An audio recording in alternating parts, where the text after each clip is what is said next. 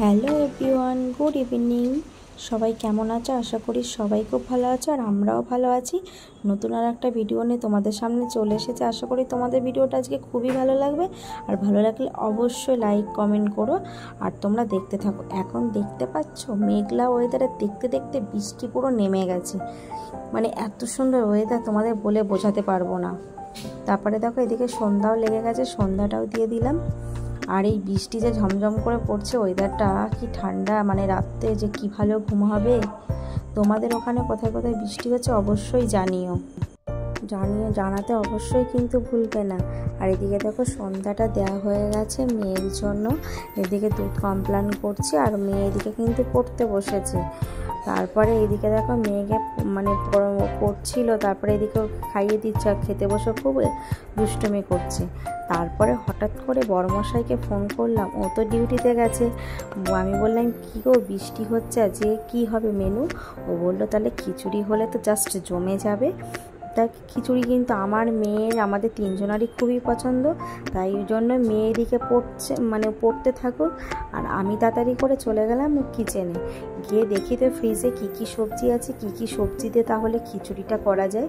তখন দেখছি না সব রকমের সবজি আছে।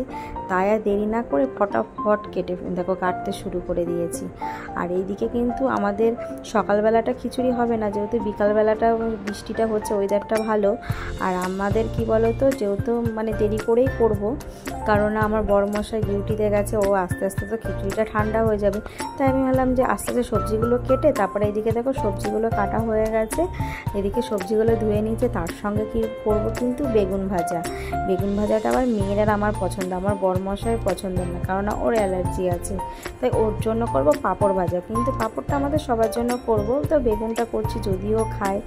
তাই এদিকে কিন্তু বেগুনের সঙ্গে নুন হলুদ তার সঙ্গে কিন্তু একটু চিনি দিয়েছি, জানো তো। মানে চিনি দিয়ে বেগুনটা মানে মেখে একটু রেখে দিলে তারপরে ভাজলে কিন্তু তেল কম দিয়ে ভাজা যায়।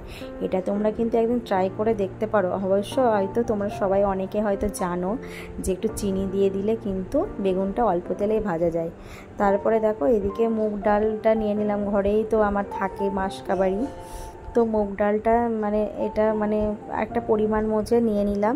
তারপরে এদিকে কিন্তু গরম জলটা গ্যাসে বসিয়ে দিয়েছি। এদিকে কিন্তু গরম হচ্ছে আর এদিকে কিন্তু আমি কড়াইতে ডালটা ভেজে নিচ্ছি।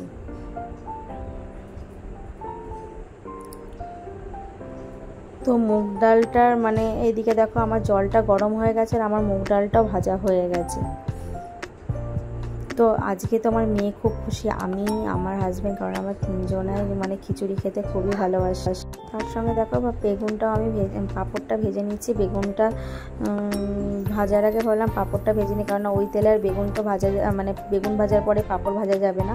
আর এদিকে দেখো বড়মশাই যে পাঁপড়টা নিয়েছে একদম ভালো না, গোল পাঁপড় যেই দিচ্ছি সেই এরকম কুকড়িয়ে যাচ্ছে, জানো তো। পাঁপড়টা কেমন জানো, কিন্তু খেতে ভালো, জানো তো। তারপরে এদিকে দেখো বেগুনটা ভেজে নিচ্ছে। দেখো বেগুনটা আমার কিন্তু বেশি তেল লাগলো না, তেলটা অনেকটা দিয়েছি, কিন্তু যতটা তেল ততটা পরিমাণে কিন্তু রয়েছে, একটুও তেল আমার কমেনি, অল্প কমেছে। দেখতেই পাচ্ছ তোমরা, চিনি দিয়ে ভাজলে কতটা হয়, সেফটি হয়।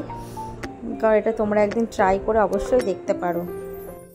আর পাঁপড় ভাজার বেগুন ভাজা রেডি। এবার সবজিটা আমি ভাজবো। ভেজে আমি এইভাবে করি, তোমরা করে দেখতে পারো। আর এইভাবে করলে না খুব টেস্ট হয়, আর আমি এইভাবে করলে সত্যি খুব ভালো লাগে। তো এইদিকে দেখো আমি জলটা এদিকে গরম হয়ে গেছে, ডালটা দিয়েছি, ডালটা ফুটছে আর এইদিকে আমি সবজিটা ভেজে নিচ্ছি। তোমরা তো অনেকে এক একটা করে সবজি ভেজে নাও, কিন্তু আমি এইভাবে সবজিটা ভেজে নিচ্ছি। কারণ বলো তো একটু তেল বাঁচাতে, কারণ অতিরিক্ত তেল খাওয়া তো আমার বারণ। এইভাবে নিলে অল্প তেলে হয়ে যাবে, আর এক একটা করে যদি ভাজি অনেকটা তেল লাগবে। আর এদিকে দেখো আমার সবজিটাও সুন্দর করে নুন হলুদ দিয়ে আমি ভেজে নিলাম। দিয়ে আমি এদিকে ডালটাও কিন্তু প্রায় সিদ্ধ হয়ে এসছে। তারপরে আমি এদিকে সবজিটা দিয়ে দিলাম, দিয়ে একটু নাড়িয়ে দিচ্ছি। আর এর মধ্যে না আমি কাঁচা লঙ্কা টমেটো কেটে দিয়ে দিয়েছি। আর যখন আমি একটু আদা পেস্ট করব তার মধ্যে অল্প করে টমেটো দেবো, তো এখন একটু বেশি করে দিলাম, কারণ খিচুড়ির মধ্যে একটু টমেটো বেশি দিলে টেস্টটা আমার কাছে মনে হয় একটু বেশি ভালো লাগে। তারপরে দেখো এদিকে দেখো গোবিন্দভোগের চালটা আমি নিয়ে নিলাম, আমাদের 3 জনের একটা আইডিয়া বুঝে নিয়ে আমি ধুয়েও নিয়েছি। আর মানে কি বলবো, গোবিন্দভোগ চালের গন্ধটা না আমার খুবই ভালো লাগে। তারপরে এদিকে দেখো মশলা করে নিচ্ছি বলতে আদা, কাঁচা লঙ্কা, টমেটো আর জিরে, এই দিয়ে মশলাটা করে নেব। আর সচরাচর সবসময় খিচুড়ি হয় না, কিন্তু খিচুড়িটা আমরা খেতে একটু বেশি ভালোবাসি, কিন্তু গরমে না অনেক দিন ধরে ভাবছিলাম করব তা করা হচ্ছিল না।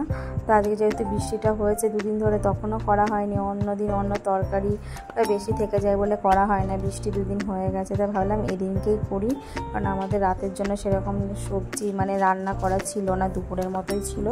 তাই আজকে এত সুন্দর বৃষ্টি ওয়েদার দেখে আর না করে থাকতে পারলাম না। তো তারপরে দেখো এদিকে আমার সবজিটা প্রায় হয়ে গেছে। তারপরে চালটা ধুয়েছিলাম দিয়ে দিলাম। আর আমি চালটা পরে দিই কেন জানো, কারণ আমি আগে দেখেছি সবজিটা গলে না, কিন্তু চালটা গলে যায়, যেহেতু গোবিন্দভোগ চাল তো বেশিটা ফোটাতে লাগে না, এই জন্য আমি লাস্টেই দিই।